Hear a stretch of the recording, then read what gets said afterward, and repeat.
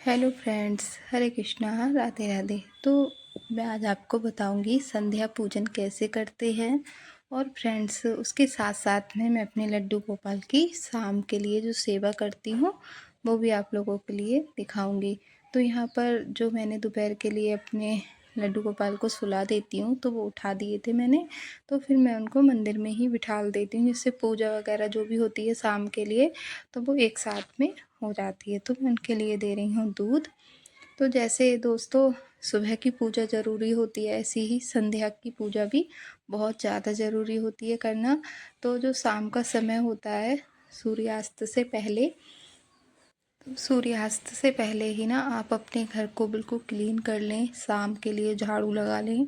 आपके किचन में झूठे बर्तन ना हो, अपना किचन साफ़ कर लें। आपको अगर स्नान करना हो तो आप स्नान भी कर लें। जो भी पूजा पाठ के सुबह में आपने बर्तन यूज करे हैं ना, वो दोबारा से यूज नहीं होंगे, तो उनको आप अच्छे से क्लीन कर लें। और फ्रेंड्स, शाम के टाइम पे जो निगेटिविटी होती है ना, वो अपना प्रभाव ज़्यादा दिखाती है। तो इसीलिए फ्रेंड्स, शाम के टाइम पर हम अपने घर में दीप जलाते हैं, घंटा ध्वनि करते हैं, शंख ध्वनि करते हैं, तो इससे ना उसका असर नहीं होता है। तो फ्रेंड्स, जो आपने सुबह के टाइम पर अपने मंदिर में फूल चढ़ाए होते हैं ना, वो भी आपको शाम के टाइम पर हटा देने हैं। और जो भी बर्तन वगैरह मैं बता चुकी हूँ वो सारे साफ़ कर लेने हैं। जो भी भोग प्रसाद अगर आपका रखा हुआ है उसको भी हटा लें। नया भोग प्रसाद आपको रखना है, उसका भोग लगाना है। और फ्रेंड्स, आप लोगों के लिए ना देसी घी का दीपक जलाना चाहिए अपने मंदिर में तुलसी जी के लिए।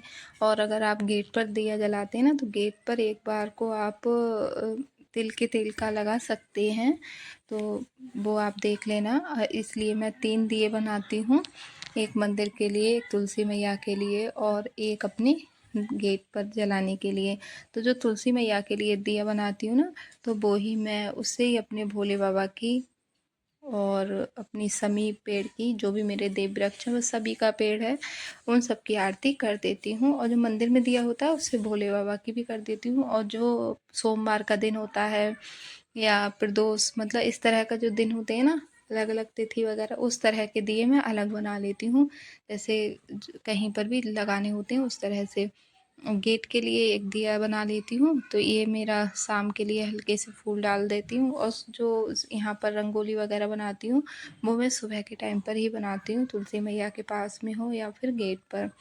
फिर दिए जला लेती हूँ। दिया कभी खाली नहीं रखना चाहिए, इसके नीचे कुछ रखना चाहिए। और दिए में भी आप थोड़ी सी रोली या हल्दी डाल दें, ठीक है।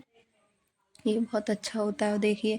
और शाम के टाइम पर ना अपने घर में पूरा उजाला कर दें, कहीं पर भी अंधेरा ना हो। आपका मंदिर हो, किचन हो, रूम हो, कोई भी जगह हो, दरवाज़ा हो, मतलब जो मेन गेट होता है, हर जगह पर आप मतलब मतलब लाइट ऑन कर दें, ठीक है। फिर आप शाम के टाइम पर अपना कोई भी पाठ हुआ, माला जाप हुआ, कुछ भी मतलब राम मतलब कोई भी अपना मंत्र हो, कुछ भी हो, वो आप ज़रूर करें। और फ्रेंड्स, संध्या के समय जब आपका दिया बाती का समय हो ना, तो इस समय आप ध्यान रखें आपके घर में मतलब कोई भी कुछ खाए ना। क्योंकि कहते हैं ये जो समय होता है ना, वो पितरों का समय होता है। और इस टाइम पर कोई भी लेटा हुआ ना हो, आराम ना करे। अगर आपके घर में कोई बीमार भी है ना, तो उसको भी हल्का सा सहारा देकर पीछे पिलो की हेल्प से उसको भी बिठा दें। मतलब कोई भी लेटा बैठा ना हो, खाना पीना कुछ भी नहीं। ये टाइम केवल पूजा के लिए होता है। तो अगर आपको कुछ खाना भी है, जैसे कोई बीमार है, कुछ भी, या चाय नाश्ता, मतलब शाम का टाइम होता है, तो वो आप पहले से ही ले लें, संध्या पूजा होने से पहले ही। क्योंकि इससे ना गृह क्लेश का माहौल हो जाता है घर में, बिल्कुल घर का मतलब माहौल जो होता है ना, वो कलेश में बदल जाता है। इसलिए आप कोशिश यही करें। तो यहाँ पर शाम के लिए देखिए, हमने अपने ठाकुर जी के लिए ना मंदिर में ही विराजमान कर देते हैं। जब तक उनकी पूजा आरती जो भी चीज़ होती है ना, वो एक ही जगह हो जाती है अच्छे से। क्योंकि जहाँ पर हम अपने लाला को बिठाते हैं ना, वहाँ पर इतना अच्छे से मतलब स्पेस नहीं है जहाँ पर हम उनको दीप वगैरह जला दें अच्छे से, मतलब पूजा आरती कर लें। तो हम एक ही जगह कर देते हैं। अगर आप अपने लड्डू गोपाल के लिए से घर में तुलसी जी सूख जाती है ना, तो उनकी जो लकड़ी होती है ना, तो उनको फेंके नहीं, उस पे रुई वगैरह लपेट कर उसकी बाती बनाकर मतलब जलाए ना, तो वो बहुत अच्छा होता है। इससे हमारे गोविंद माधव बहुत ज़्यादा खुश होते हैं। तो मैं इस तरह से ही करती हूँ, या हवन कर देती हूँ अपने मतलब प्रभु के लिए। तो आप भी इस तरह से ही करें, ठीक है। और अगर आप चाहें तो अपने गेट पे 2 दिए भी जला सकते हैं दोनों साइडों में, लेकिन मैं एक ही जलाती हूँ क्योंकि इतना ज़्यादा स्पेस नहीं है मेरे गेट पर। फिर उसके बाद में मैं अपनी करती हूँ पूजा, ठाकुर जी के आगे बैठ के जो भी मुझे पाठ करने होते हैं, जो भी पूजा करनी होती है ना, वो करती हूँ। उसके बाद में मैं बनाऊँगी भोजन। तो पहले मैं इनके ना ये वस्त्र चेंज कर दूँगी, क्योंकि ये ना शाम के टाइम पर ना मुझे ये थोड़ा सा मतलब कॉटन की ड्रेस है, ये मैंने घर पर बनाई थी, लेकिन ना फिर भी मुझे ऐसा लगता है इनको मतलब ये माला वगैरह सब हल्की कर देती हूँ मैं। इनके ना अभी बाल वगैरह कुछ भी नहीं लगा रही हूँ गर्मी में। इनकी हल्की सी मालिश कर दूँगी पहले ना, हल्का रूमाल गीला करके पूरा इनका शरीर ना पोंछ देती हूँ अच्छे से, जिससे ना इनको बिल्कुल ठंडा ठंडा फील हो। उसके बाद में इनके जो कुर्ते वगैरह हैं वो पहना देती हूँ, फिर इनकी मालिश करके इनको कुर्ते पहना देती हूँ। तो इससे ना मेरे लाला बहुत ज़्यादा खुश हो जाते हैं, उनको बहुत ज़्यादा हल्का फील होता है, बहुत ठंडक अच्छी लगती है। और ये जो माधव है ना बहुत छोटे से हैं, तो इनके साइज़ के ना मुझे नेकर नहीं मिल पाते हैं। इनकी जो नैपकिन वगैरह होती है ना वो अच्छे से नहीं मिलती है, तो थोड़ा आपको बड़ा बड़ा लग रहा होगा इनके कपड़े वगैरह सब देखकर। वैसी वाली पोशाक तो अच्छे से पहन लेते हैं, लेकिन इस तरह के कुर्ते वगैरह होते हैं ना वो बड़े हो जाते हैं। और बस इनके लिए तुलसी माला पहना देती हूँ, फिर इनको पिला देती हूँ पानी, क्योंकि मंदिर में पूजा आरती करी थी ना, तो इनको थोड़ी सी गर्मी लगने लगती है। फिर इनके लिए जब पानी पिला देते हैं, और हर चीज़ में तुलसी का प्रयोग करना चाहिए। और फिर भोजन बनाऊँगी मैं अपने लड्डू गोपाल के लिए।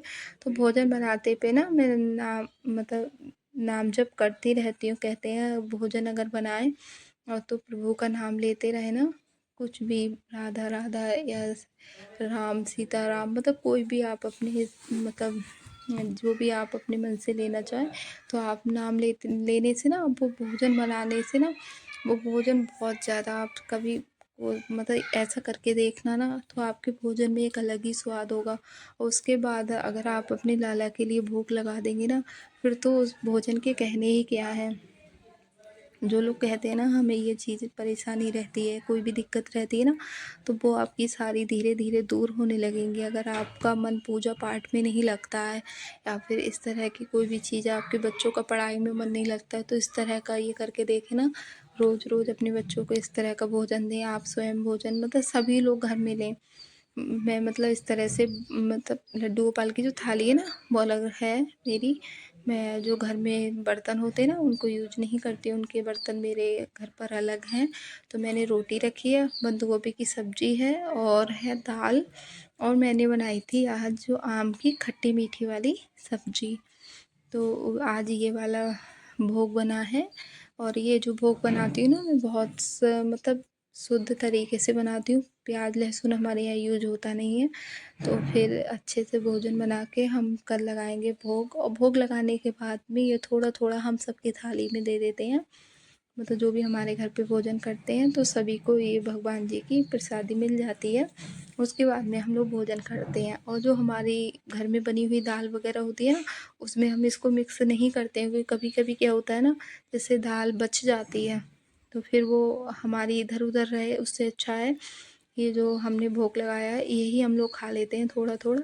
तो फिर और फिर हमने जल ले लिया। अब इस सब में ना तुलसी डालनी है, फिर हम लगाएंगे अपने लाला के लिए भोग।